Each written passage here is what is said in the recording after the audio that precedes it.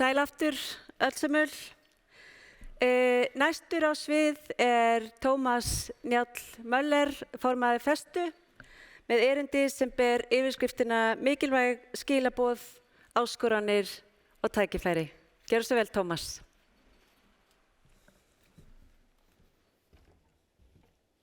Ja, komiði sæl. Hvar sem þið eru að horfa á þennan rafræna viðburð okkar í Festu. Ég vil byrja að taka undir þakkir Hrundar til Kate og Jóhanns sem gáfu sér tíma til að tala til okkar hérna í dag og bera til okkar mikilvæg skilaboð og dæmi lausnir á þeim áskorunum sem við stöndum núna frammi fyrir varðandi svona sjálfbæra þróun. Ég vona að við höfum öll fengið alls konar veganesti fyrir okkar verkefni á þessari vegferð. Ég vil kannski fá að nefna hérna bara nokkra punkta sem að svona töluðu sérstaklega til mín og vonandi margra.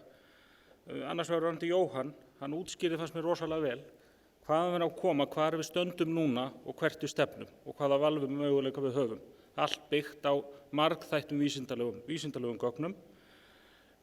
Þessi nýju þolmörk jarðar, þetta kort sem hann teiknaði upp með það sem við erum að fara sumstaðar umfram þolmörk, ekkert annað en virkt mælaborð sem við getum notað í okkar stefnumótun, okkar starfsemi. Og svo líka þetta með vendipunktana eða tipping points. Það eru ákveðinir þættir í vistkerfinu þar sem við erum að reyna að teygja allt of mikið á og vitum ekkert hvað gerist ef við höldum því áfram. Þannig að það var svona, að mínu viti, svona mjög hugvekjandi. En það sem er kannski svo mikilvægast í lokin, hann útskýrir mjög vel hvaða leið við eigum fram á við til þess að snúa þróunin í góða átt og svona hvaða tækifæri og hvaða lausnir við getum nýtt þar. Kate kynnir þennan skemmtilega kleinuhring sem ótrúlega flott aðferðafræði til þess að útskýra fyrir okkur að við búum í lokuðu vistkerfi og hvað við þurfum að gera og hvað við getum gert til þess að hafa lífið þar sem allra best til ókomna tíð. Vegna þess að við stefnum svona í það svolítið núna að vera að loka á möguleika komandi kynslóða ef við höldum áfram óbreyttri leið. Hún var með sterka áskorun til fjármálamarkaðins og fjárfesta og svona challenge að skora aðeins á hólm þessa kenningu hagfræðin allt geti vaxið að eilífu á grundvelli hagvaxtar að við þurfum frekar að hugsa hagkerfin okkar og framleiðsluþætti í hringrás þar sem við virðum þau vistkerfi sem við erum að vinna með. En hvað það? Allt talar þetta inn í sjálfbærni hugtak sem ég held að við séum flest orðin mikla handgengara núna fyrir örfáum árum síðan. Það að segja að við þurfum að hafa alla starfsemi, alla það þætti sem við erum að vinna með á þann veg að fyrirtækin, þeim vegni vel, skili hagnaði og dafni þannig en að þau virði líka takmörkuð gæði náttúrunnar og vinni með þau með endurnýjanlegum hætti og umgangist samfélögin þannig að þau virði grunngildi samfélöginu sem þau vinni. Þetta leggur á okkur hvert og eitt mikla skyldur. Við skuldum komandi kynslóðum að fara vel með þau gæði sem við höfum nú hér á láni og þannig að skila þeim þannig áfram að við útilokum ekki komandi kynslóður á að sinna sínum hugðarefnum og láta sína drauma rætast eins og við viljum eiga kost á. Við vitum það líka að fyrirtækin þurfa gott samfélag. Við sjáum það að fyrirtækjum vegnar yfirleitt miklu betur, skila betri arði, vegnar betur og dafna betur í samfélögum þar sem ákveðin svona eins og kallað samfélagsleg samheldni eða social cohesion. Að munur á lífsgæðum og félagslegu stöðu sé innan ásættanlegra marka. Og þannig ekki verið að tala inn í neitt isma, kapitalisma, sósíalisma, heldur bara heilbrigða skynsemi. Við höfum þekkingarnar, við höfum upplýsingarnar, við vitum hverjar áskoranir eru og hvaða tækifæri við höfum til þess að svona virkja í lausninu á þeim áskorunum og við erum búin að fá enn meira fóður hér held ég í dag. En það er kannski ágætt að tengja þess aðeins raunveruleikanum og horfa til svo erlend dæmi það sem vel gert. Ég hef fylgst svolítið með Maersk, stærsta gámaflutningafyrirtæki í heimi undanfarin ár. Þeir settu sér árið 2018 metnaðarfulla stefnu ná fullu kolefnishlutleysi í allri sinni starfsemi. Þeir stefndu á 2050, viðurkenndu þeim leið og þeir vissu ekkert með það ætla að gera þetta. Nú eru þeir að ná tökum á þeirri vegferð og eru búnir að færa markið til 2040 meðal annars þrýstings stóra viðskiptavina sinna, fyrirtækja eins og IKEA, Amazon og Unilever sem eru náttúrulega undir miklum áhrifum sinna stóru viðskiptamannahópa. Annað dæmi má nefna Walmart, stærstu smásölukeðju í heimi. Þeir eru með massífa áætlun að auka sjálfbærni og svona bæta allan umgengni við vistkerfi í sinni aðfangakeðju. Þeirri vöru sem þeir framleiða undir sínum merkjum eru þar að vinna með 10.000 birgjum, meðal annars bændum í þróunarríkjum og stórum alþjóðlegum hollenskum banka að bæta þarna öll kerfi og auka hagkvæmni í rekstri en leið sjálfbærni. Við getum ímyndað okkur það að ef þessi stóru fyrirtæki ná tökum á þessu hvað þau styrkja samkeppnisforskot sitt og það þá líka jákvæð áskorun á aðra að feta sömu leið. Nú, ef við förum heim, þá þetta nefna sem betur verið ótal dæmi. Ég ætla bara að nefna 3 á handahófi. BM setti sér metnaðarfull áætlun fyrir nokkru síðan að bjóða upp á kolefnislausar steypu fyrir árið 2030. Þetta gríðarlega metnaðarfullt markmið sem við erum að vinna með norskum samstarfsaðila og þau eru ekki bara að horfa á starfseminni heima, heldur allan lífsferilinn. Allt frá frumefninu til steypunar, vinnsluna heima, notkun í byggingunum og þar til þær verða rifna niður. Ná fullu kolefnishlutleysi. Þetta gríðarlega áskorun, það mikið undir, það geta líka sér búið sér til að massífa samkeppnisstöðu vegna þess að sementframleiðsla og notkun ábyrg fyrir 8% allir kolefnislosun eða losun gróðurhúsalofttegunda á jörðinni, samanborið til sirka 2,5% frá flugi. Þannig að við getum ímyndað okkur að þau fyrirtæki sem ná fótfestu þarna, þau styrkja stöðu sína. Sama má segja Carbon Recycling International sem að nota tvísýning frá íslenskum iðjuverum til þess að búa til vistvæna orkugjafa. Og svo líftæknifyrirtæki sem svona nýsköpunarfyrirtæki, Algalíf, þá voru fréttir að þeim bara núna í vikunni að þeir eru komin með fulla vottun á kolefnishlutleysi sitt frá erlendum aðila og eru þarna bæði að búa til nýja vöru og mæta þessari áskorun þannig að þau ættu að geta styrkt stöðu sín í samskiptum við viðskiptavini og fjármögnunaraðila. Nú, við finnum fyrir allir þessari gerjun á vettvangi festu innan aðildarfélaga þar sem hjá öðrum fyrirtækjum og stofnunum sem við erum í sambandi við. Við ætlum aðeins að ræða þetta áfram, öll þessi hugtök, öll þessi sjónarmið, öll þessi áskoranir, öll þessi tækifæri í 3 áhugaverðum pallborðum sem Hrund kynnti hérna áðan. Við ætlum aðeins að ræða fjármagnið, hvernig það geti leitt okkur áfram á sjálfbærnivegferðinni og hvernig það þarf að haga samtalinu milli fyrirtækja og fjárfesta. Og í því samtali þá skipta upplýsingar miklu máli, það þá pallborð nr. 2, þar sem við ætlum að ræða gildu upplýsingarna, hvernig við setjum þau fram, hvernig við nýtum það í okkar samskiptum, vegna þess að upplýsingar eru náttúrulega svona, sameiginlegt tungumál sem auðveldar öll samskipt og gerir þau skilvirkari og þar erum við að horfa fram í nýtt regluverk. Nú, svo að lokin ræða orkuskiptum og hringrásarhagkerfið og svona hvað þarf til þess að það rísa dæmi gangi allt upp. Nú, áður en ég boltan yfir á pallborð, að það langar maður að nota tækifærið og þakka starfsmönnum festu, sérstaklega fyrir allan undirbúninginn þessari ráðstefnu. Það er búið að taka hálft ár að undirbúa þetta, fá frummælendur, skipuleggja allt saman og nú í nokkuð krefjandi aðstæðum, kynna þetta og ræða. Og ég vil líka þakka okkar frábæru samstarfsaðilum og stuðning þeim sem koma hérna fram og styrktaraðilum sem að gera okkur kleift að halda þessa ráðstefnu í opnu streymi. Nú, ég hef þessu orð ekki fleiri og gef bara orðið yfir á boltanum yfir á fyrsta panelin. Gjöru svo vel, njótið. Takk. Glæslegt. Takk fyrir þetta, Tómas. Já, það munar ansi mikið það fyrir félagasamtök eins og festu að hafa öfluga stjórn, 8 manns sem öll eru í stjórnfestu af áhuganum einum saman og hafa svona öflugan formann eins og Tómas. Þá komið að fyrstu panelumræðunum í dag og verkefni nú ekkert voðalega lítið og auðvelt eftir erindi morgunsins, en það staðan grafalvarleg og leiðir liggja til allra 8. Yfirskrift panelsins sem við byrjum á hvernig ætla fjármagn markvisst að stuðla að sjálfbærri framtíð. Langtíma hugsun og sýn fjárfesta. Ásthildur Óttarsdóttir, meðeigandi og fjárfestingarstjóri hjá Frumtaki Ventures og fyrrverandi formaður Marels stýrir umræðum og kynnir sinn panel til leiks. Gerið þið svo vel. Jæja, gott fólk. Ég veit ekki með ykkur, en mér fannst þetta voru svolítið stór skammtur af þarna raunveruleika sem við fengum að hlusta á hérna áðan. Og einhvern veginn langar mann annars vegar bara til að fara skríðandi sæng, en líka að samaskapi að þá fyllist maður einhverjum eldmóði og það von og við berum heilmikla ábyrgð í gagnvart komandi kynslóðum að gera eitthvað og gera eitthvað núna. Til að halda samtalinu áfram eru hingað komnar 4 kanónur sem ætla að deila með okkur sínum hugleiðingum hvernig fjármagn getur markvisst stuðlað að sjálfbærri framtíð. Og það eru þau Benedikt Gíslason, bankastjóri Arion banka, Soffía Gunnarsdóttir, forstöðumaður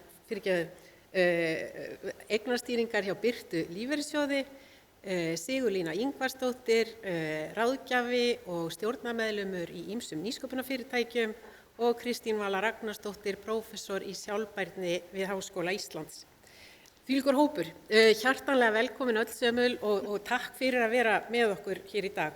Eins og Hrund nefndi, þetta er engin smá spurning sem við fengum til að kljást við hvernig getur fjármagn stuðlað að sjálfbærri framtíð og hvaða hugmyndir hvaða áhrif hafa hugmyndir Kate og Jóhanns á íslenskt samfélag og atvinnulíf.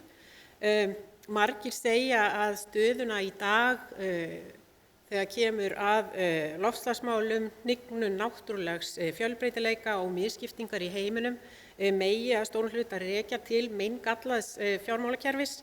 Við heyrðum bæði Kate og Jóhann tala skakkar áherslur sem ganga ekki upp, fókusin hefur verið á vöxt, það er ekki tekið tillit til neikvæðra áhrif á umhverfi og samfélög og jafnan hún bara gengur ekki upp þegar við búum á jörð sem getur ekki stækkað. Og eins og Jóhann fór yfir að þá erum við þegar komin út fyrir ýmis þolmörk hennar. Benedikt, mig langar að byrja á þér. Kate sagði, hvar eru leiðtogar fjármálakerfana? Engin pressa. Og hún talaði áðan og í bókinni sinni að sko kúltúrinn á fjármálamörkuðum í dag byggist ennþá á svo stórum hluta á þennan ofurfókus á skammtíma hagnað frekar heldur en hugsunina langtíma verðmætasköpun og að þetta yrði að breytast. Hvað heldurðu? Sérðu fyrir þér að pressan á að skila uppgjörum á 3 mánaða fresti með ofuráherslu á hagnað og arðsemi að þetta muni eitthvað breytast eða erum við bara að sigla inn í einhverja stöðu þar sem að það verður ekkert líft á jörðinni hérna eftir 100 ár? Já, ég held að það sé mjög margt að breytast og spurningin er sko, hvernig allar fjármagn markvisst að stuðla að sjálfbærri framtíð. Þá fjármagn, verðlagning á fjármagni hefur áhrif eða býr til breytingar í starfsemi og við finnum það bara í okkar rekstri að í dag er miklu ríkara samtal við okkar fjárfesta samfélagsþætti, umhverfisþætti. Það er skýr krafa upplýsingagjöf, það er þetta bara lögbundið í dag og það mengi þeirra fyrirtæki sem að þarf að gefa upplýsingar ÖFS-málin sín, markmið og samfélagslegan tilgang fyrir hvað fyrirtæki stendur.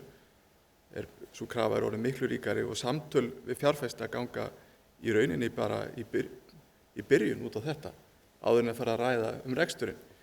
Og þetta sjáum við síðan í því að bæði er eftirspurn eftir grænum skuldabréfum orðið meiri, verðlagningin er hagstæðari og ég held í rauninni að þetta muni þróast í þá átt að fyrirtæki sem að ekki standa sig á þessu sviði og hafa ekki samfærandi sögu að segja og uppfylla ekki þessi upplýsingagjöf sem fjárfestar er að gera, að þau muni bara einfaldlega eiga erfitt með að fá fjármagn eða það verður þá mjög dýrt. Og þarna skiptir auðvitað miklu máli að það eru fjárfestarnir sem að kalla eftir þessu og það er staðreynd að það í dag er aukinn alltaf stærri og stærri hluti fjármálamarkaðarins sem að gefa sig út fyrir að vera að horfa á þessa þætti og markaðssetja sig þannig gagnvart sparifjáreigendum sem að sjálfsögðu að kalla eftir þessu. Og ég held að Kate hafi nefnt þetta ágætlega í einni heimildamynd að það er að verða svona einhvers samlokupressa milli kynslóða. Það eru eldra fólki sem er kannski einhver leyti með smá samviskubiti yfir því hvernig búið að fara með jörðina og svo yngra fólki sem sér hvað er að gerast og er að pressa á þennan miðjuhóp sem er að stýra fjármagnun. Þannig að ég held að þetta sé að gerast töluvert hraðar heldur en, og ég segi það bara fyrir mitt leyti því ég er nú búin að vera 2,5 ári, ég hef séð mjög mikla breytingu á þessum stutta tíma. Takk fyrir og ég tek undir það. Manni finnst eins og það sé eitthvað að gerast en maður vonar að það sé í raunverulegt og ég held að við verðum bara að trúa því. Og áhugavert þegar þú minnist á yngri kynslóðirnar af því ég held líka að þau munu verða allt öðruvísi fjármagnseigendur heldur en við sjáum í dag. Og talandi það, Soffía, ræðum aðeins íslenska lífeyrissjóðskerfið sem gríðarlega öflugt og þarna með samtals yfir 6.000 milljarða í umsýslu og þessu fjármagni fylgja mikil völd og möguleiki á að hafa áhrif. En þið fáið kannski ýmist gagnrýni fyrir að vera of passív eða of aktív þegar kemur að fjárfestingunum ykkar. Nú hafið þið í birtu og fleiri íslenski lífeyrissjóðir sett ykkur markmiðum að auka hlutfall grænna fjárfestinga á næstu árum og sitt sýnist hverjum það. Sumir velta fyrir sig hvort slíkar áherslur rúmist hreinlega innan ykkar hlutverks. Hvernig sérðu fyrir þér að þetta eigi eftir að þróast hjá lífeyrissjóðunum? Sko ef við förum út í þessa vilja yfirlýsingu sem var gerð í nóvember eða desember, ég held að það hafi verið 14 lífeyrissjóðir og þar á meðal sá lífeyrissjóður sem ég starfa fyrir sem tóku þátt í því og þar var í rauninni sett fram markmið að þessir lífeyrissjóðir myndu vera með ákveðið hlutfall af sínum heildareignum í árslok 2030 í verkefnum, fjárfesta í verkefnum sem hægt að flokka sem grænar fjárfestingar.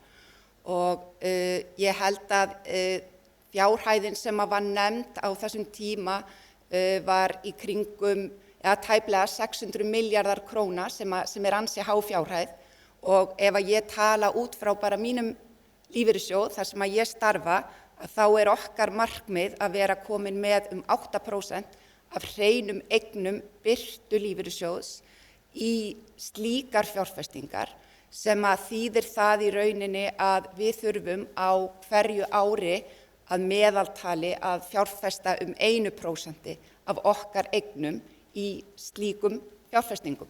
Við höfum litið á þetta hjá okkur sem bara part og höfum settum þetta fram sem bara part af okkar fjárfestingarstefnu sem svo endurskoða, þetta hlutfall verður endurskoða árlega samhliða þeirri stefnu, annarkvort til hækkunar eða lækkunar eða bara miða við það hvernig við fáum áorkað og þá fjárfestingarkosti sem við finnum í kerfinu.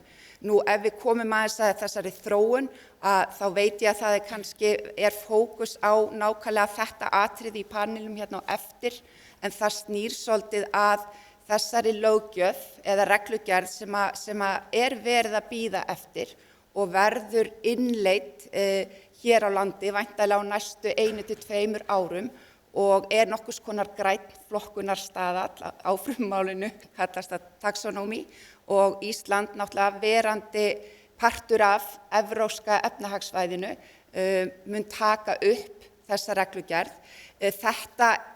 Þessi reglugerð í rauninni setur ákveðna kvöð eða skyldur á útgefendur verðbréfa að koma fram með upplýsingar opinberlega sjálfbærni síns rekstrar og það hjálpar í rauninni fjárfestum eins og lífeyrissjóðum að nálgast þær upplýsingar, í rauninni bera þær saman á milli fyrirtækja og jafnvel að bera þær saman á milli ára hjá sama fyrirtækinu.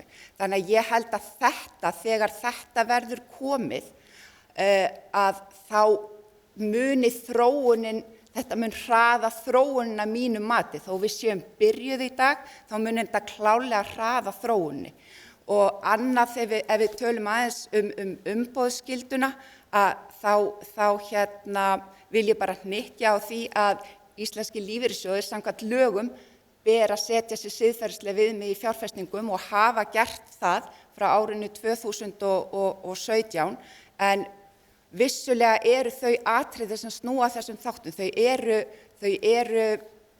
geta verið huglæg og það oft erfitt að leggja mat á þau, en þetta bara partur, þetta bara einn partur af fjárfestingarferlinu. Þetta ekki horft á í einangruðu samhengi. Við þurfum að taka tillit til þessara þátta ásamt annara þátta sem við erum að skoða í viðkomandi fjárfestingu. Þetta er bara einn hlekkur í keðjunni, ef svo má orðið komast. Og það sem að kannski svona bara aðeins rétt í lokin að þetta og bara hefur komið fram hérna í þessum frábæru fyrirlestunum sem voru hérna á þá sem fékk hjarta til að slá hraðar en þetta er bara svo mikilvægt og það þurfa allir að koma að þessu og vissulega munum við þurfa að koma, við erum öll hérna komum úr mismunandi áttum, við þurfum að koma, við höfum öll hagsmuni og við berum öll ábyrgð að fara þessa vegferð. Takk, Sofía. Og talandi fjárfestingar í nýsköpun og fjárfestingar í grænum og sjálfbærum eignum. Sigurlína, þú hefur verið á kafi í nýsköpunarbransanum og það eru einmitt bundna mikla vonir við að ný tækni og hugvit muni gegna lykilhlutverki til dæmis við að hemja loftslagsvandann. Það er talað um að þetta sé stærsta fjárfestingatækifæri okkar tíma. Við erum að sjá gríðarlega aukningu í fjármagni streyma í slíkar fjárfestingar. Hvaða tækifæri og áskoranir sér þú í þessu fyrir okkur Íslendinga? Já, þetta er auðvitað stór spurning og eins og Sofía var að segja, maður svolítið svona kannski sjokkeraður eftir tölurnar og eftir það sem að þau voru að sýna okkur í morgun, Kate og Jóhann, en á móti kemur að við höfum kannski aldrei vitað eins mikið stöðuna og það að fá svona kannski ramma eða framework á góðri íslensku utan það hvað við getum gert auðvitað ofsalega hjálpleg og ég sem verkfræðingur, það hendar mér mjög mikið að hugsa þetta mjög kerfislegt. Og ég held að fyrir okkur Íslendinga felist mjög mikil tækifæri og auðvitað mjög mikil ábyrgð í stöðunni. Það er annars vegar að við höfum auðvitað búum svo vel að búa að ofboðslega miklum endurnýjanlegum orkuauðlindum. Við erum líka lítið samfélag og það er bæði tækifæri og áskorun í því. Áskorun auðvitað svo að finnast það kannski ekki skipta mjög miklu máli hvað Ísland gerir í alþjóðasamhenginu af því við erum svo lítil. En á móti kemur að lítil samfélög geta hreyft sig miklu hraðar heldur en stór samfélög. Og það eru tækifæri hér fyrir okkur til þess að verða svona fyrirmyndaland. Og það í raun og veru það sem ég myndi vilja sjá okkur gera, að taka sterka stöðu og verða fyrirmynd og taka þetta mjög alvarlega og nýta bæði það hugvit og þá þekkingu sem við höfum til þess að sýna fram á þessar lausnir. Og það eru nú þegar mörg íslensk nýsköpunum fyrirtæki sem hafa verið að þróa tækni sem getur sannarlega nýst á heimsvísu, hvort sem við tölum Seri eða Carbfix til dæmis. Það er eitt og svo það aftur á móti að horfa á það að við höfum alla þessa þekkingu, við vitum meira, við getum horft á þessi kerfi og skilið samspilið og þessari þekkingu fylgir gríðarlega mikil ábyrgð sem allt frá því að vera á einstaklingslevel yfir í það að vera á samfélags- og ríkja- og alþjóðastofnunarlevel. Og ég tek það bara fyrir sjálfa mig, ég tek eftir því að ég er farin að hugsa öðruvísi, ég er farin að kaupa öðruvísi. Ég er ekki búin að gera neina stóra breytingar en nú er ég allavega með komið bara mjög mikið umhverfis samviskubit að keyra á stórum díseljeppa og þú veist, farin að kaupa notað og selja notað og svo framvegis og það held ég, þú veist, það er það sem við getum gert á einstaklingslevel, en sem fjárfestar þá berum við auðvitað ofboðslega mikla ábyrgð vegna þess að við vitum að fjármagn hreyfiafl breytinga og því fleira fólk og fleiri fyrirtæki sem að vinna þessum lausnum, því meiri árangur næst. Og þar held ég að fjárfestar verði bara að gangast við sinni samfélagslegu ábyrgð. En á móti kemur, og ég kem náttúrulega úr tækni og tölvuleikjaheiminum, þar sem við höfum séð auðvitað gríðarlega miklar breytingar undanfarin ár, ég meina deilihagkerfi, fyrir 10 árum síðan vissi enginn hvað deilihagkerfi var. Nú er deilihagkerfið partur af því að keyra risastór fyrirtæki á heimsvísu og hafa breytt í hvernig við ferðumst og svo framvegis. Og ég bind mikla vonum við það að tæknin í orkumálum og í orkuskiptunum geti þróast eins hratt og það þýðir þá og það auðvitað gríðarlega tækifæri fyrir fjárfesta að fjárfesta í slíkum lausnum sem að verða mikið notaðar í framtíðinni. Þannig eins og ég segi, ég sé þetta sem ofboðslega ögrandi ástand og við stöndum frammi fyrir ofboðslega miklum vanda og erum í raun og veru komin alveg út á ystu nöf, en á móti kemur að við höfum meiri þekkingu heldur en nokkuð sinni fyrr, tækifærið gríðarlega stórt og ég hef alveg tröllatrú á bara hugviti manneskjunnar til þess að leysa þessi mál. Sko, meiri von. Þú talaðir um að þarna það bæru allir ábyrgð og þá líka að opinbera. Kristín Vala, þú hefur unnið í sjálfbærnimálum í yfir 20 ár og verið þáttakandi í ýmsum alþjóðlegum hugveitum eins og Club of Rome og Wellbeing Alliance, þar sem meðal annars Kate líka þáttakandi. Og það ýmislegt jákvætt að gerast í opinbera geiranum. Ísland ásamt Skotlandi, Nýja-Sjálandi, Finnlandi og Wales, ekki fara rétt með, er þáttakandi í velsældarhagkerfinu og þú hefur verið prímus mótor í að leiða þá vinnu. Geturðu sagt okkur aðeins bara hvað er velsældarhagkerfið og hvar erum við stödd á þessari vegferð og hver eru næstu skrefin? Já, mér langar samt að byrja því að segja að það þýðir ekkert að segja að við eigum að fara að hugsa að gera og hafa hluta af fjárfestingum grænar. Það er bara ekki nóg.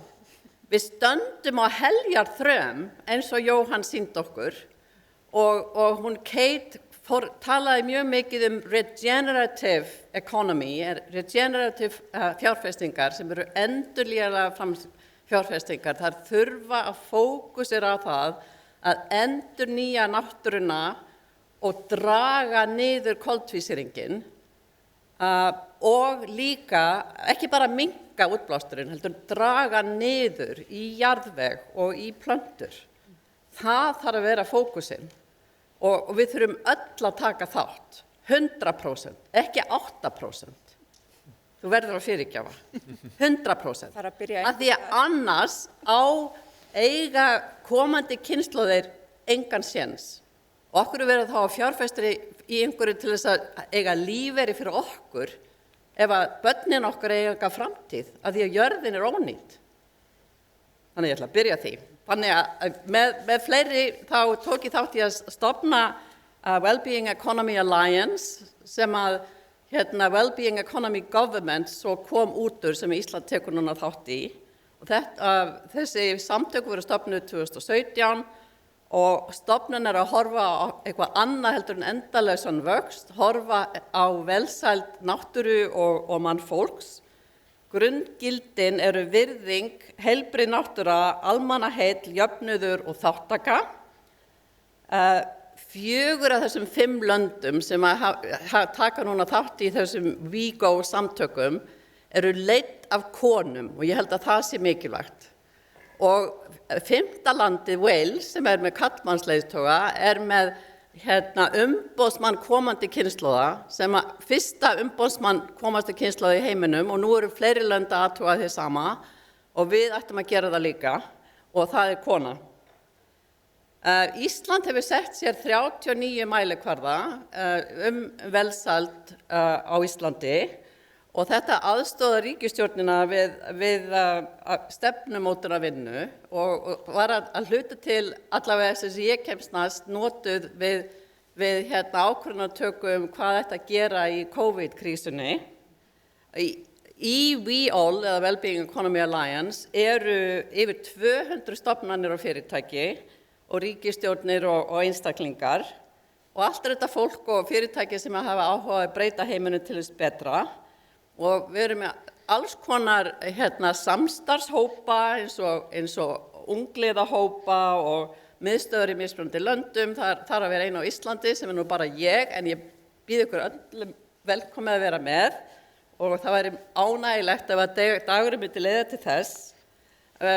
Þessi samtök hafa sett saman svona business guide og þetta er allt á netinu frítt og policy guide og margt fleira.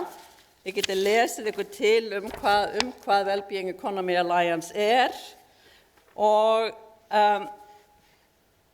það eru mörg fyrirtæki þarna sem að veita viðurkenningar fyrir önnur fyrirtæki fyrir að standa sig vel í sinni vinnu og eitt er að heiti B Corps og íslenskt fyrirtæki var að fá vottun frá þeim en ég ætla ekki að taka frá þeim þá ánægði að kynna þetta sjálf.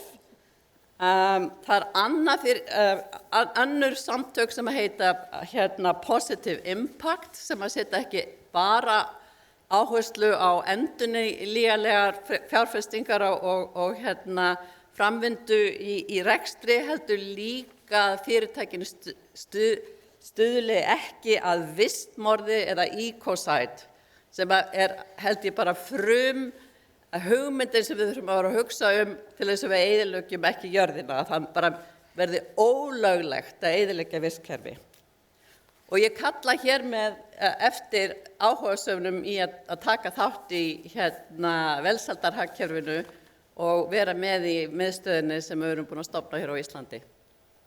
Takk fyrir, góð áskorun. Við verðum víst að hætta núna, við gætum haldið áfram í allan dag en við erum búin að fá merkið.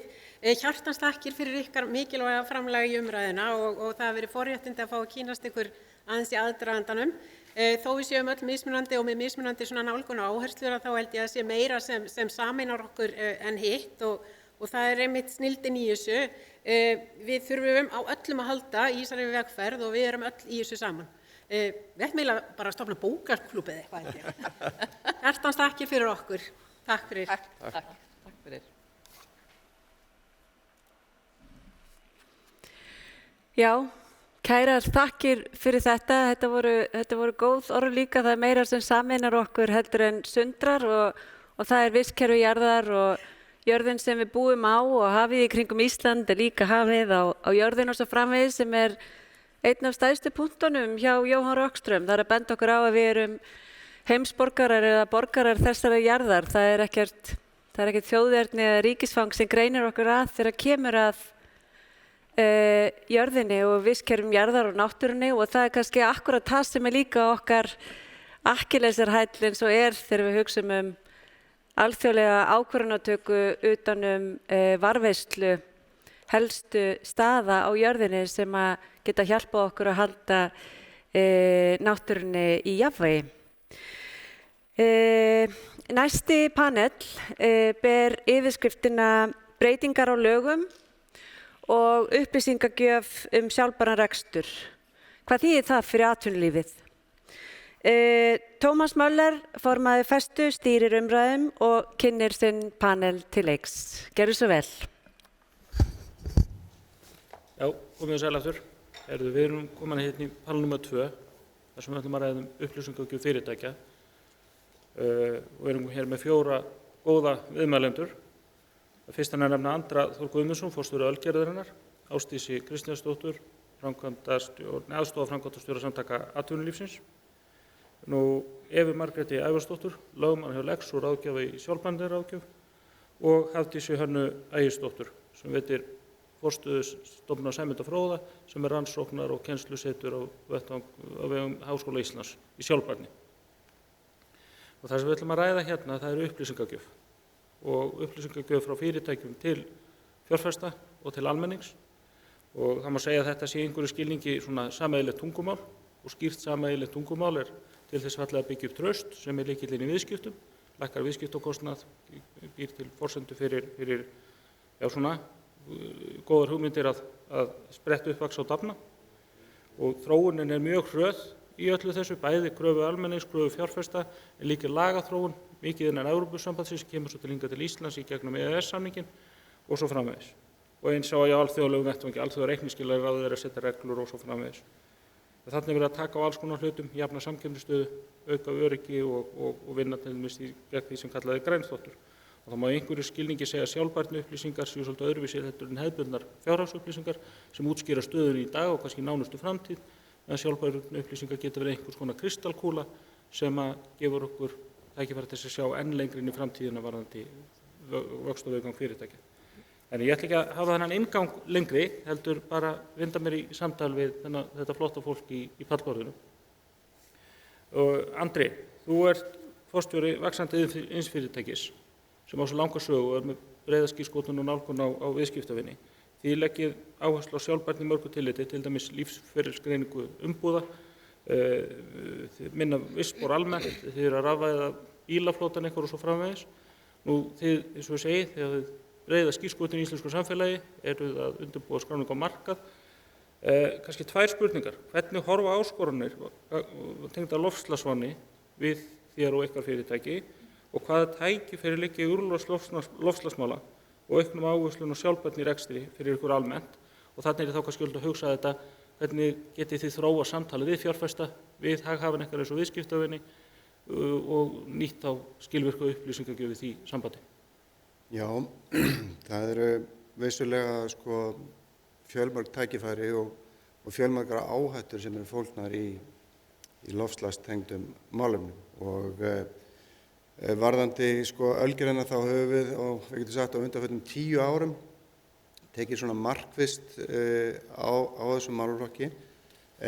Það sem að mér finnst vera svona kannski en helsta áskorunin núna eru lög og reglugerðir sem að dynja á atvinnulífinu. Það er mjög mikilvægt að atvinnulífið taki sjálft sko af skarið og í raun og veru hafi mjög mótandi áhrif á framtíðina og löggjöfina.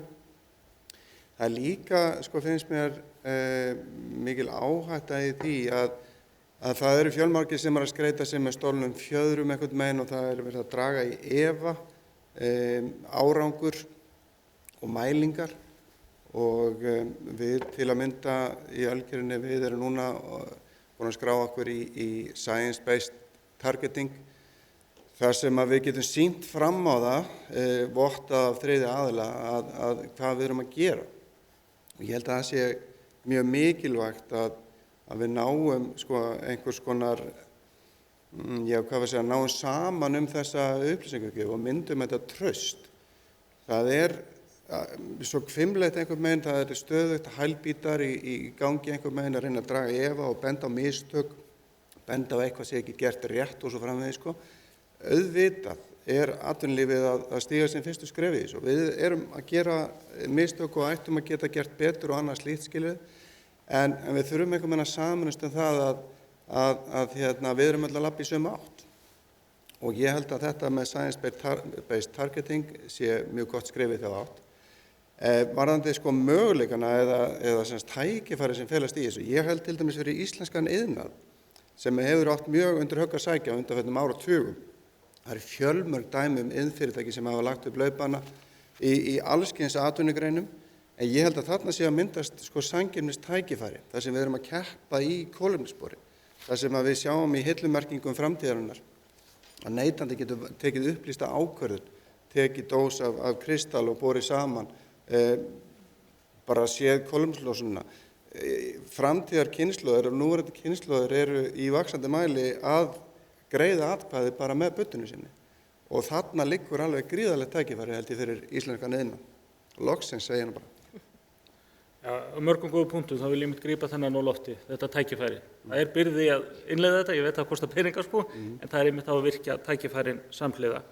Og það er kannski aðeins gott að spá í það Ásdís. Þú ert reyndur hagfræðingur með víðtækar reynslur í atvinnulífinu, bæði einkageiranum og opinbera. Og í starfi þínu sem aðstofaframkvæmdastjóri hjá Samtökum atvinnulífsins, þá ertu með puttan á púlsunum, finnur hvað brennur á fyrirtækjunum og við hvað þau eru að glíma á fást. Nú, þú hefur sagt mér að þið hefur verið að ræða þessi mál varðandi áherslur og upplýsingagjöf og tengda þætti, tengst sjálfbærni við ykkar aðildafélög. Og það væri kannski gaman að þú getur aðeins sagt okkur frá því, sko, hverjar eru helstu áskoranirnar sem blasa við félögunum og hvaða leiðir séu bestar til að mæta þessum áskorunum og þessum tækifærum? Já, ég vil kannski líka byrja að ræða líka viðhorf félagsmanna okkar, hvernig svona við erum að upplifa þetta og ég myndi segja almennt séð er viðhorfi bara jákvæð, eða þau eru jákvæð í garð þess að þessar breytingar að fara sér stað. Og horfum sem dæma á að samræma þessa staðla eins og Andri kannski var líka að koma inn á, það er búið að ríkja svona ákveðin ruglingur hvað það varðar, þetta er svolítið eins og Villta vestrið, þú veist, hvaða staðla eigum að fara eftir og hverju eigum að treysta og svo framvegis, þannig að auðvitað er bara jákvætt að það sé vera að fara að samræma þessa staðla og skerpa á þessari upplýsingagjöf. Og fyrirtæki sjá líka tækifæri í þessu, eins og aftur Andri var að nefna, það eru auðvitað tækifæri fólkin í því að við erum að sjá það hjá fyrirtæki landsins, þau eru bara lögð af stað. Sum hver eru nú þegar að uppfylla ákveðin skilyrði þó þeim ber ekki lagaleg skylda til þess. Þannig að fyrirtækin eru farin á stað og stjórnvöld eru svolítið svona að fylgja á eftir, samræma staðla og upplýsingagjöf og svo framvegis. Þannig að það eru þetta gríðarleg tækifæri líka fólkin í því að við erum svolítið stöndum framalega á þessu sviði og þetta mun opna á ýmsa möguleika svona í náinni framtíð. Þannig að, og auðvitað er þetta gríðarlegir hagsmunir í húfi og við sem hagsmunasamtök í húsi atvinnulífsins höfum sett þetta málefni líka á oddinn Það er auðvitað okkar hlutverk að fræða félagsmenn okkar hvað er framundan, hvað er í pípunum og hvaða áhrif mun þetta hafa á fyrirtæki landsins, þannig að þau geti líka undirbúið sig. Og við erum með umhverfisdag, við erum með sjálfbærnidag, við erum að veita hvatningarverðlaun jafnréttismála, við höfum gefið út loftslagsvegvísi atvinnulífsins, orkuskipti á hafi, þannig að við erum sannanlega búin að setja þetta málefni í fókus. En það eru samt sem áður, við heyrum það frá okkar félagsmönnum að það eru áskoranir. Og það sem svona gegnumgangandi þessar spurningar, hvað er framundan, hvaða regluverk er framundan, hvað er verið að fara að innleiða, á hversu löngum tíma, hvaða áhrif mun þetta hafa á fyrirtækin, þetta kostnaðarsamar breytingar, að fara að innleiða of íþyngjandi regluverk, heldur en kannski það sem gengur að gerist annars staðar. Og augljóslega þarf bara að bæta úr þessu. Ég meina við erum að reyna að sinna okkar upplýsingaskyldu en stjórnvöld þurfa líka að sinna sinni upplýsingaskyldu. Þau þurfa að upplýsa hvað er framundan, þó svo þau geti ekki alveg nákvæmlega sagt hvernig regluverki mun á endanum líti út, en þó bara hvenær munum við innleiða þetta og í hversu mörgum skrefum og svo framvegis. Og þá held ég líka að stjórnvöld verða að hafa skýra sýn og stefnu hvað þetta varðar og ég bara verða að nefna það að til dæmis stjórnvöld hafa sett sér metnaðarfull markmið hvað varðar kolefnishlutleysi, en svo erum við hér að lesa í blöðunum að það sé orkuskortur á landinu. Mér finnst svona hljóð og mynd ekki alveg fara saman og þetta skapar líka rugling. Ég meina ef þetta á að vera raunhæft markmið, ef að fyrirtæki eiga að uppfylla þetta markmið, þá auðvitað verðum við að tryggja innviðinni séu til staðar að sama skapi. En svona heilt yfir myndi ég segja að þessar breytingar almennt séð viðhorfið bara jákvætt. Fyrirtæki eru lögð af stað fyrir löngu og bara standa sig vel flest hvað þetta varðar og stjórnvöld að fylgja eftir og þetta einskorast vissulega ekki bara við Ísland.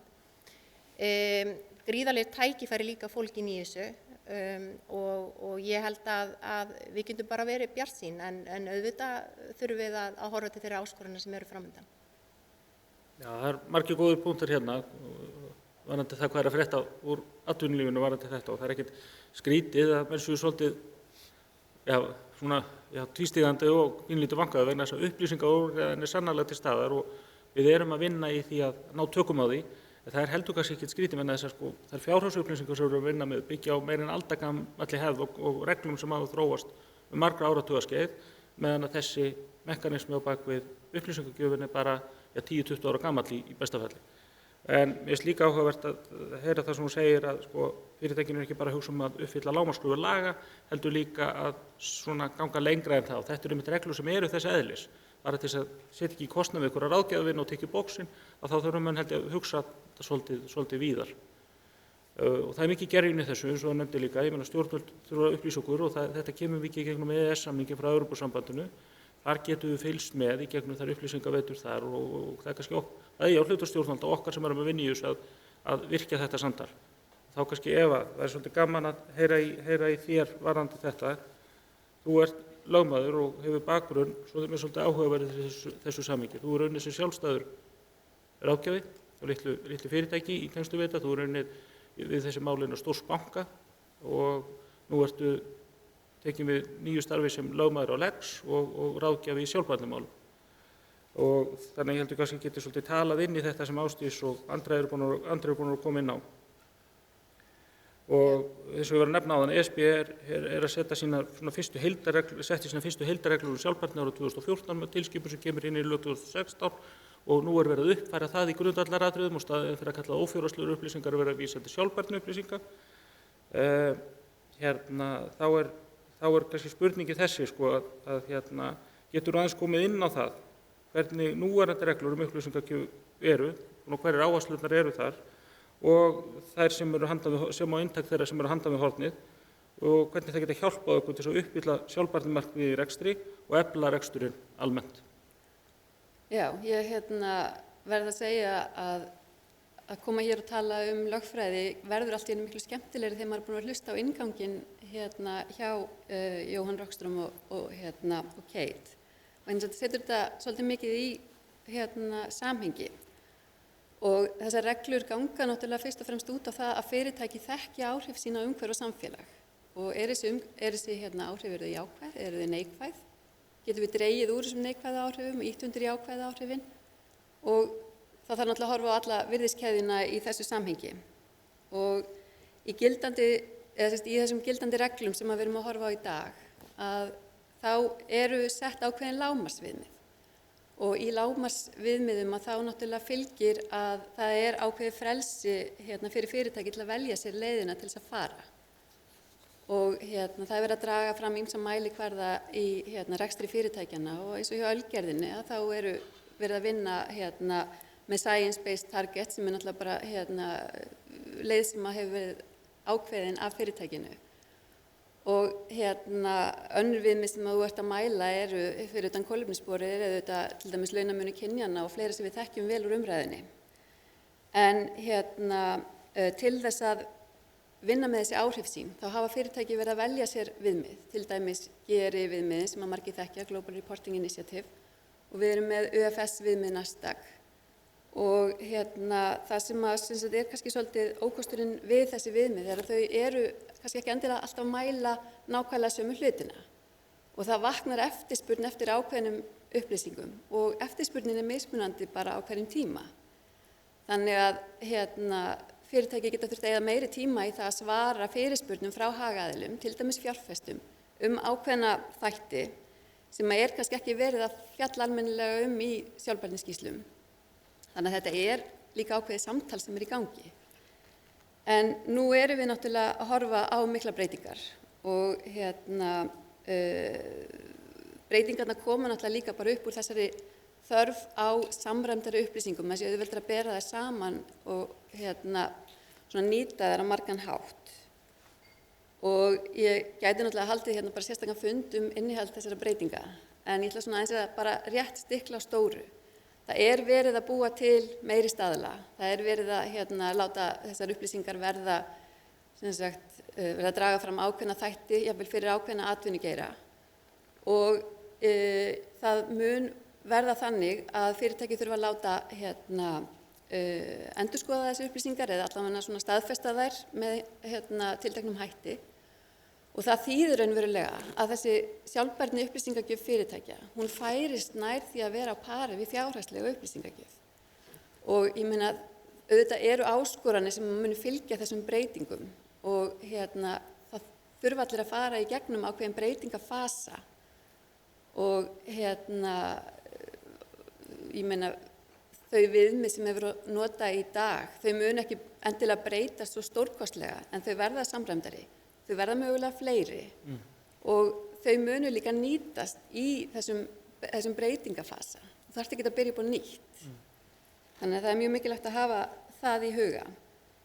Og annað sem kannski líka er gott að bara enda á og það er það að það eru mjög margir aðilar sem eru í því að safna saman þessum upplýsingum og vinna með þær og kvantifæja þær. Og auðvitað liggur það svolítið hjá fyrirtækjunum þá að tryggja það að þessar upplýsingar séu traustar og þær séu góðar og það sé verið að fjalla það sem er viðeigandi fyrir rekstur viðkomandi fyrirtækis. Takk fyrir þetta, Eva, þessi einsýnin í bæði gildandi reglur og hvert við erum að stefna og þetta er örugglega ekki síðasta samtalið þetta regluverk allt saman á innleiðinguna á því. Og þessar reglur upplýsingagjöf eru hluti af þeim kröfum sem verið að setja almennt á fyrirtæki og fjárfesta. Það var nefnt hérna áðan heillandarnafni EU Taxonomy sem nú bara skilgreiningagjafur Evrópusambandsins og mun þá gilda líka hér á Íslandi það hvað felst í sjálfbærri eða grænni starfsemi og svo er líka verið að setja heilmikið regluverk á stofnanafjárfesta, fjárfesta sem fjárfesta fyrir hönd annar eins og banka, tryggingafélag og lífeyrissjóði að þeir útskýra fyrir endafjárfestunum, bara Jón og Gunn á götunni sem eiga sína fjármuni hvernig þeir meðhöndla það sem kallað er áhættutengt umhverfisþáttum, félagslegum þáttum og stjórnarþáttum sem ríkjastykkið í sjálfbærninni. Þannig að það er ýmislegt að gerast og þetta eru viðfangsefni sem við verðum að glíma við núna næstu misseri og þá langar maður kannski að gefa boltann yfir til þín Hafdís Anna í lokin. En þú hefur sterkan bakgrunn á sviði náttúruvísinda og veitir eins og ég nefndi áðan stofnun Sæmund og Fróða forstöðu þar sem þeir eru að sýsla bæði í kennslu og rannsóknum á sviði sjálfbærni og eru hluta Háskóla Íslands. Jóhann og Kate, þau bentu okkur á með ansi kröftugum hætti að þá staðreynd að vistkerfi jarðar lokað og það lokað kerfi innan marka jarðar og hefur þannig ákveðið þolmörk sem við verðum að virða þess að annars bara gerist eitthvað ófyrirsjáanlegt, sennilega ekki gott og við vitum ekki hvernig við getum brugðist við því Þannig að rétti tíminn núna. Þannig að hvernig, og þetta varðar allt svona vöxt og viðgang þeirra hagkerfa sem við byggjum okkar velsæld á. Og þá kannski ekki mjög löng, en kannski frekar stór spurning, og það spurning hvort þú getur veitt okkur aðeins innsýn inn í hana.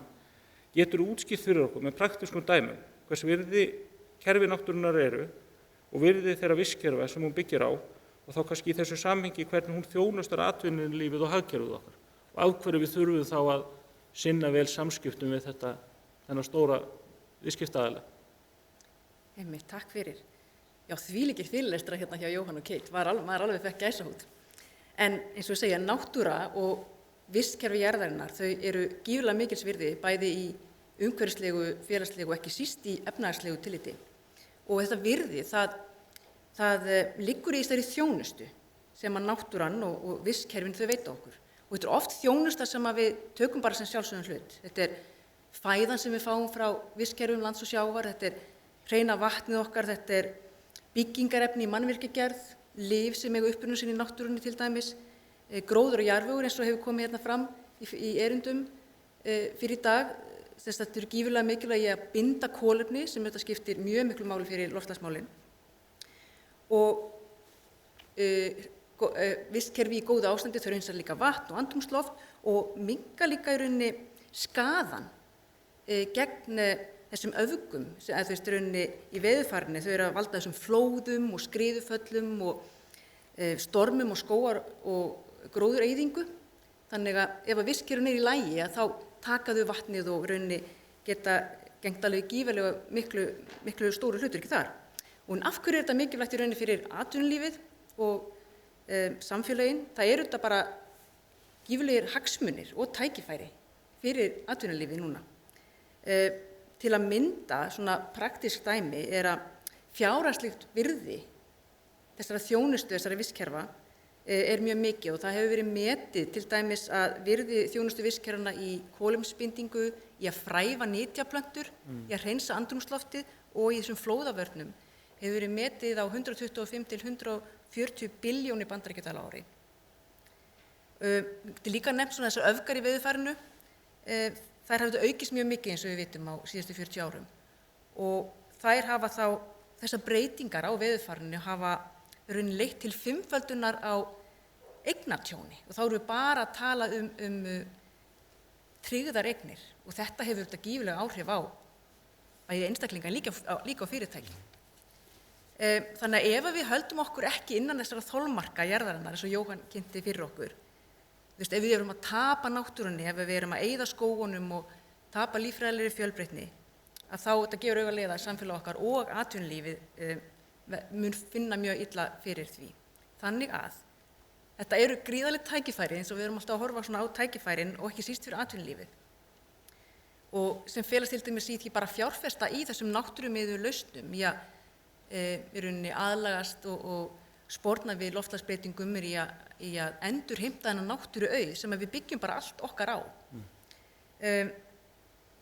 Og tækifæri líka í því fyrir atvinnulífið finnst mér svona að fyrirtæki sem í forystu í þessum málum og laga sig að þessum breyttu aðstæðum og áherslum í umhverfismálum, þau eru bara betur í stakk búin til að grípa tækifærin í nýsköpun og mæta samfélagslegum áskorunum, líka bara styrkja samkeppnisstöðu sína og bara vörumerki fyrirtækisins.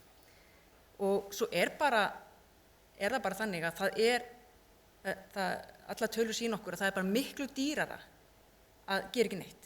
Það verður bara miklu dýrara til langs tíma litið. Það er miklu, og í rauninni er það bara slæmur business að bara sitja með hendur í skauti og gera ekki neitt. Þannig að bara til þess að takast á við þessar 2 stærstu áskoranir mannkyns, bæði loftslagsbreytingar og tapa líffræðilegri fjölbreytni, þá bara verður atvinnulífið að koma bara sterkt inn af því að við verðum að gera þetta saman, bara öll saman. Þannig að kannski bara eitt að lokum er að mér finnst mjög mikilvægt að hugsa þetta heildstætt, af því að loftslagsmálin eru oft í einu boxi og náttúran í öðru boxi, en þetta er í rauninni þessar 2 stóru áskoranir, náttúran og loftslagsbreytingarnar, og það tengja svo mikið að við verðum að hugsa í rauninni að samræma aðgerðir og hugsa þetta í svona í rauninni vítt, þannig að það er svona kannski lokapunkturinn hjá mér. Takk hérlega fyrir þetta, bara að tengja svona náttúruvísindir við það sem við erum að sýsla í, hvort sem það segir lögfræði, viðskiptum og rekstur hefðbundinna fyrirtækja eða hjá fjárfestum. Og það kannski bara, svo ég taki eitt punkt, ég veit ekki hvort menn hafa átt að segja á því, þessi vistkerfið, þessi þjónusta sem náttúran að veita okkur, og nefndur hún hún metin á, maður hefur séð það víða rökstutt á 140.000 milljarða bandaríkjadollara og þá þetta margfald að það með gengi dagsins í dag og þá fær maður það í íslenska krónur. Ég veit ekkert hvað mörg núl. Þetta er gríðarlegur höfuðstóll að fara vel með. Heyrðu, tíminn flýgur, bara ég vil þakka ykkur kærlega fyrir gott spjall og frábæra innsýn inn í þetta og eins og ég segi, þessu samtali hvergi nærri lokið. Þannig að við höfum þetta ekki meira hér að sinna en það við höfum örugglega að halda áfram að ræða þetta á vettvangi festu og víða annar staðar. Takk kærlega fyrir. Já, kærar þakkir fyrir þetta, Tómas og félagar. Sko það er alveg ljóst að við gætum og ættum að vera að gefa hverju og einu sem kemur hérna fram í dag miklu lengri tíma en við kannski vonumst líka til þess að við erum að opna á umræður, við erum að opna á þessi sjónarhöll sem eru svona svolítið í gegnum ljósbrot eða prisma á viðfang samtímans, viðfangsefni samtímans vegna þess að það verður aldrei nálgast á þann hátt sem þá skilið nema við skoðum það einmitt út frá ólíkum sjónarhöllum þvert á geira og sérgreinar og opinbera og einkageirinn. Þannig að já, aldeilis áhugavert. Ég kannski langar að benda ykkur á að bækur Jóhann Rockström og Kate Raworth eru til sölu í bóksölu stúdenta. Það vill svo bráðskemmtilega til að þær hafa rokselst og önnur þeirra er uppselt akkurat núna. Það kemur ný sending í næstu viku og svo með leiðis á hinni þannig að þá er verið að nóg til af eintökum og ég mæli rosa mikið með. Það er nú ekki oft sem að tala um sjálfbærni bækur sem reyfara en trúið mér, þetta eru algjörlega frábærar bækur og auðlesnar og skrifaðar af mikilli snilld. Áður en ég kynni næsta panel þá kannski bara taka fram að eftir næsta panel þá tökum við örstutt hlé.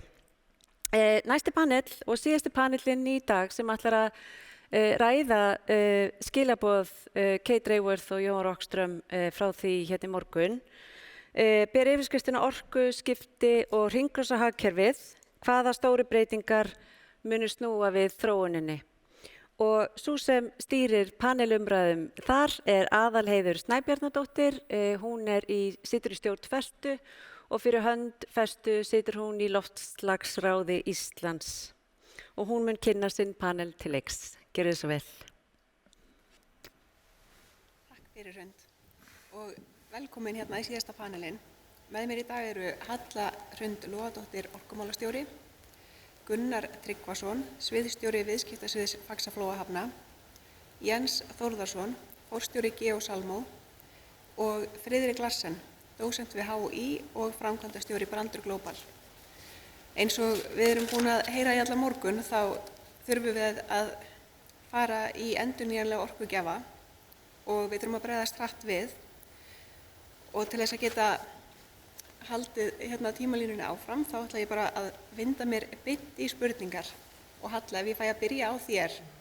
Getur þú sagt okkur hvað er að gerast í stefnumótun í orkumálum í heiminum í dag?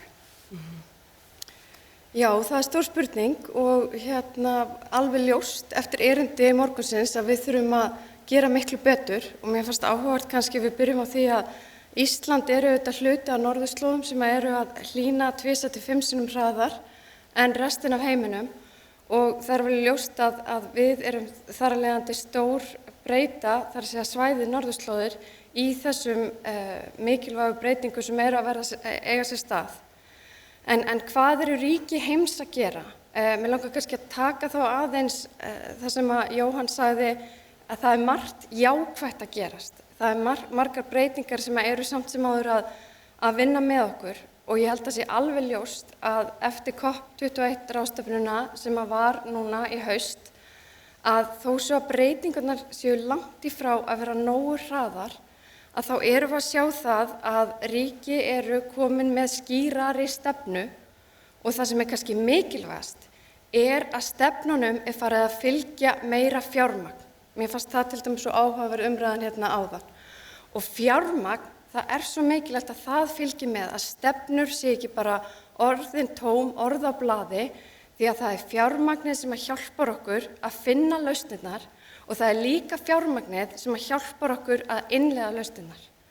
Og við erum að sjá til dæmis mörg dæmi, við erum að sjá í Þýskalandi ríkisstjórnin að setja af stað sérstakt fjármagn bara í loftslagsáætlanirnar.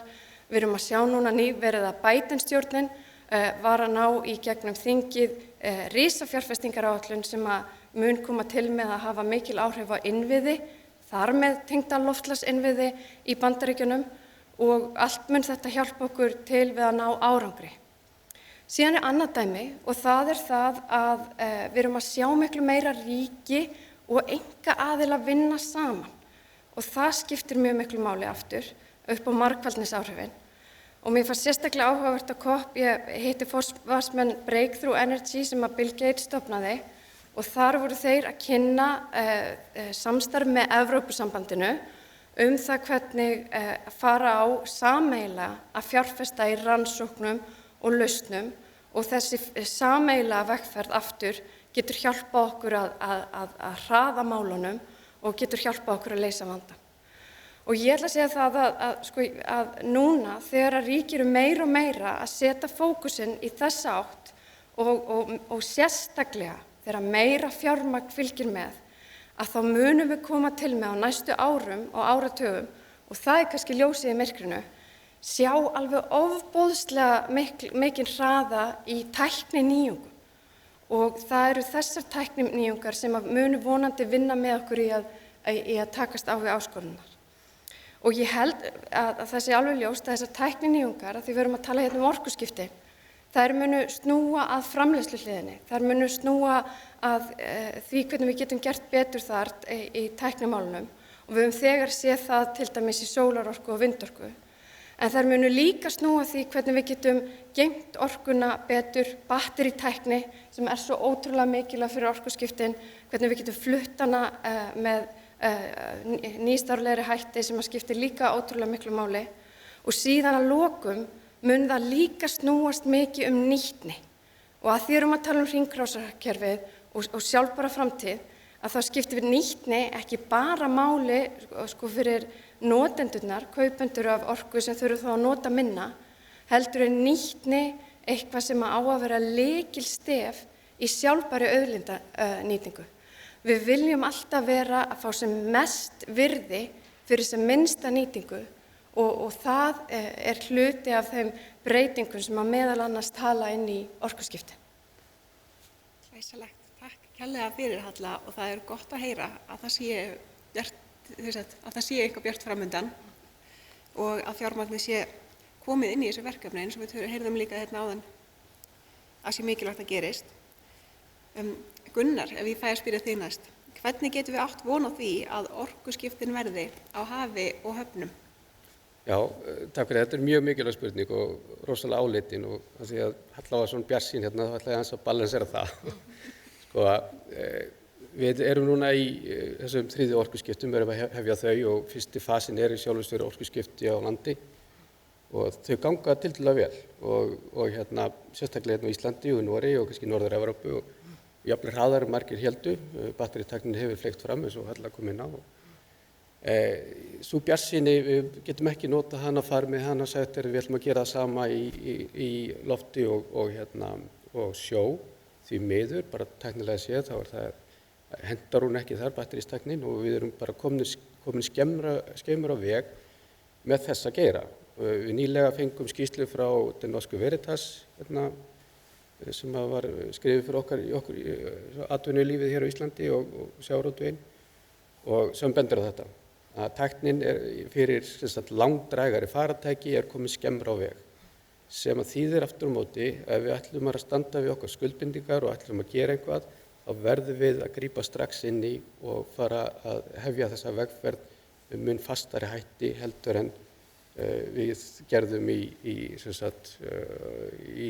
á landi. Við sjáum núna það er verið að draga úr ívilnunum fyrir rafbíla sem kannski eðlilegt af því að þetta gengur vel en sú bjartsýni má ekki verða til þess að við bíðum með hitt. Og ég held að þetta náttúrulega tvennt annars að svona policy making og hins vegar þetta tækni og í sem sagt policymaking eða stefnumótun þá verða íslensk stjórnvöld að taka fullan þátt í þeim held ég kerfum sem er boðið upp á í Evrópu. Ég að vísa í ETS-kerfið og við völdum það á sín tíma og ég held að það veri mikið framfaraskref og ég held að við ættum að reyna að koma fleiri geirum atvinnulífsins inn í ETS að þá er komið verð á karbon, á útblástur. Og þá ætla ég að leyfa mér aðeins að gagnrýna Kate hérna áðan, sko. Hún eyddi miklum tíma í það að gagnrýna sko fjármálakerfið sem er bara alveg sjálfsagt og hérna en er það skilvirkt að fara að ætlast til þess að ekki sko græðgi 1 af 7 syndum mannkyns og hérna að fara að reyna að breyta henni, ekki betra að spila á hana og segja sko við setjum verð á karbon og leyfum fjármálamörkuðum að starfa eins og þau gera en þeir græða bara ef þeir finna lausnir á losun, þess að draga úr losun. Er það ekki skilvirkari leið og þá held ég að ETS-kerfið og framtíð þess að Ísland verður að taka þátt í því að fullu og við fáum verð á kolefnislosun og líka til þess að hefja þessa vegferð, af því að þetta gerist geta 3, þá það kemur fram í DMF-skýrslunni, þá verða íslensk stjórnvöld líka að vera dugleg í að búa til svona lighthouse projects eða í betri íslensku einhvers konar leiðavísisverkefni eða stefnuvitaverkefni. Herjólfur var dæmi, við rafvæddum hann og hann er frábært dæmi. Við erum núna í Faxaflóahöfnum með opinberum styrkjum að hefja sko stóra landtengingar skipa. Við erum að vinna því bara í Sundahöfn nú þegar og störtum því vantarlega í vor með Eimskip. Og slík verkefni, ég gagnrýndi hérna einhvern tíma fyrir stuttu síðan að nýja hafrannsóknarskipið væri ekki hugsað sem nýorkuskip. Ég ætla bara að endurtaka það og hvetja íslenska ráðamenn til þess að lagfæra það. Slík verkefni eru mjög mikilvæg akkurat á þessum tímapunkti og svo næstu áfangin þetta sko að búa til þessar fjárhagslegu hvata þannig að geirinn fari allur og fylgi þessi lighthouse-projektum.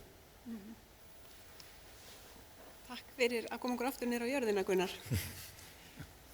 Jens, getur þú upplýst okkur hver hefur þróunin verið á orkuskiptum í flugi?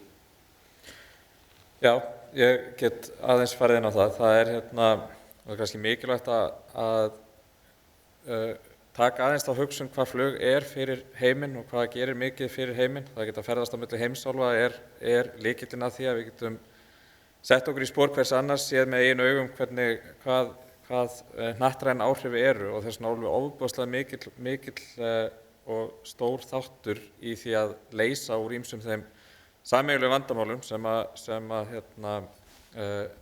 við glímum við sem jarðarbúar. Það dregur ykkur ábyrgð þeirra sem að búa til þessa lausn að finna leiðir til þess að lágmarka neikvæðu áhrifin sem eru umhverfisleg.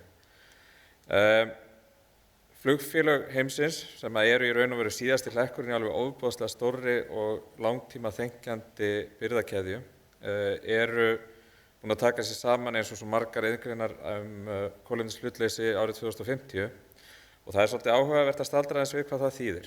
Samkvæmt þeirra greiningum sem kynntar voru núna rétt fyrir COP26 að þá grundvöllurinn þar eru rafeldsneyti og eða 65% af þessu kolefnishlutleysi á að koma í gegnum rafeldsneyti.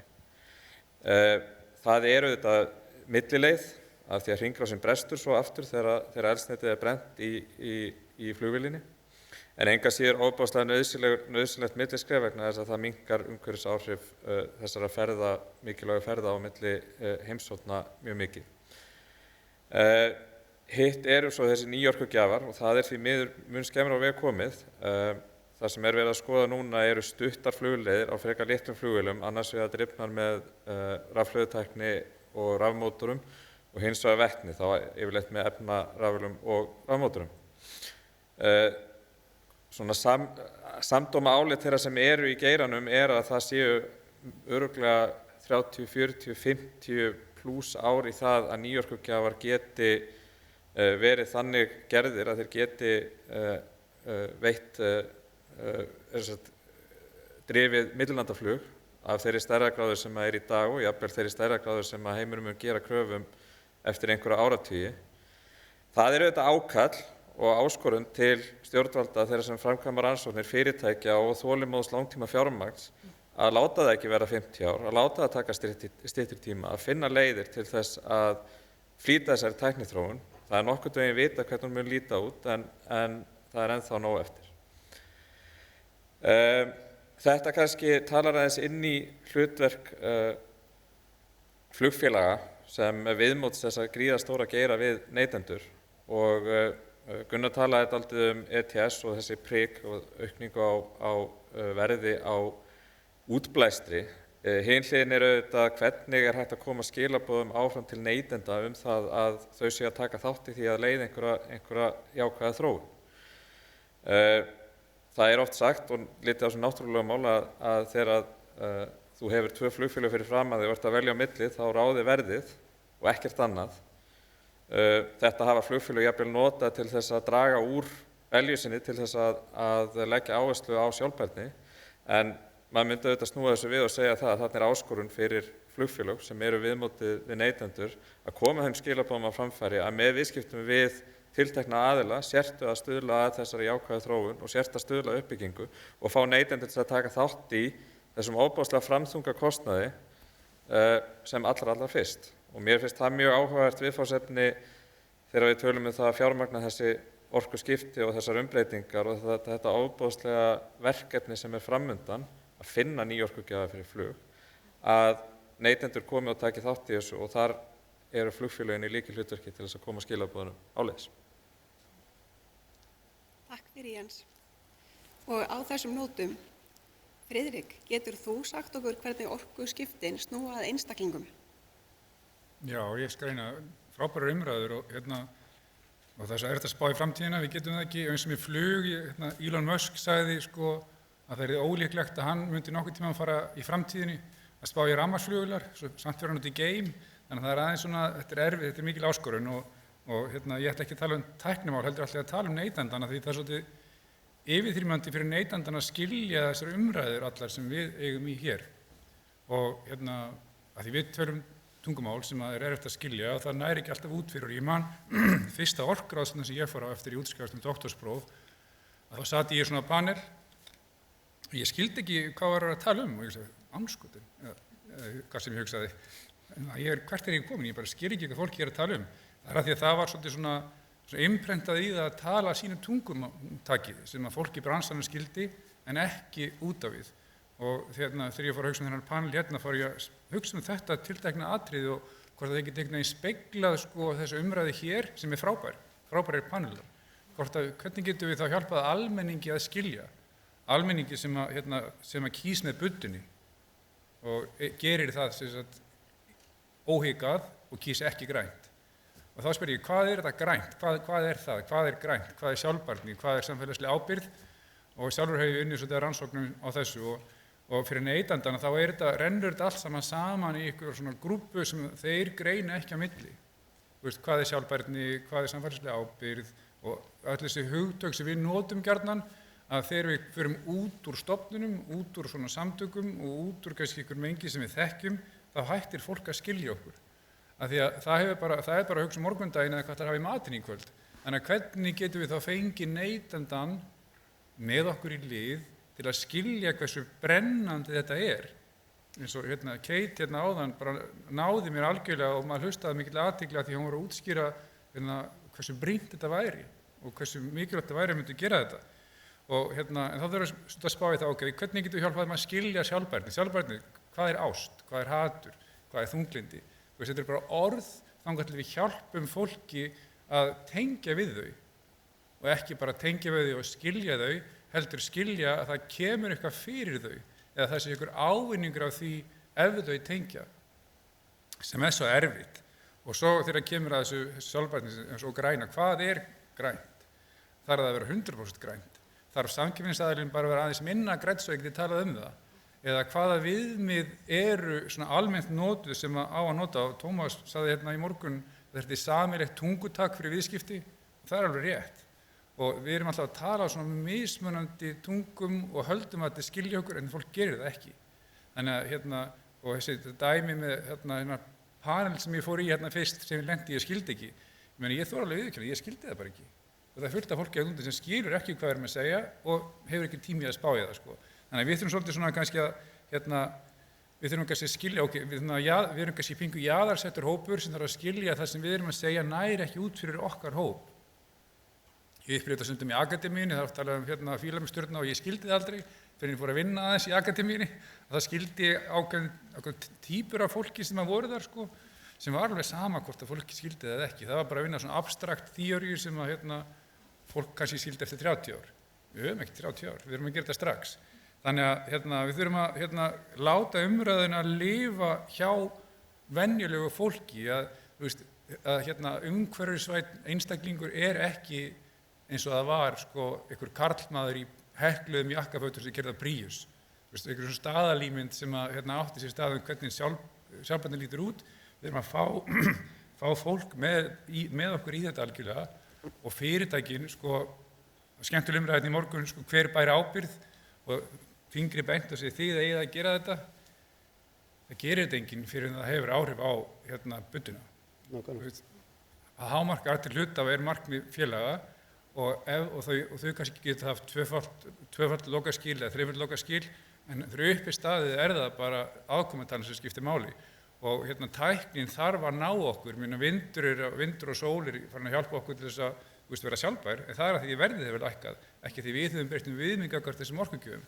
Þannig að það verður að tæknin þarf alltaf að tala saman við viðtekin viðmið en til þess að ná árangri reglugerð sterkasta leiðin, klárlega. Við erum að skikka fólk til að gera eitthvað, en það gleymist stundum að ef við setjum svona eitt lag ofan reglugerð sem heitir skýr samskipti, köllum það markaðsfræði, köllum það branding, að þá hjálpum við fólki að tengja við þessar reglugerðir og það gerir þetta með glaðara geði og hegðar sér öðruvísi.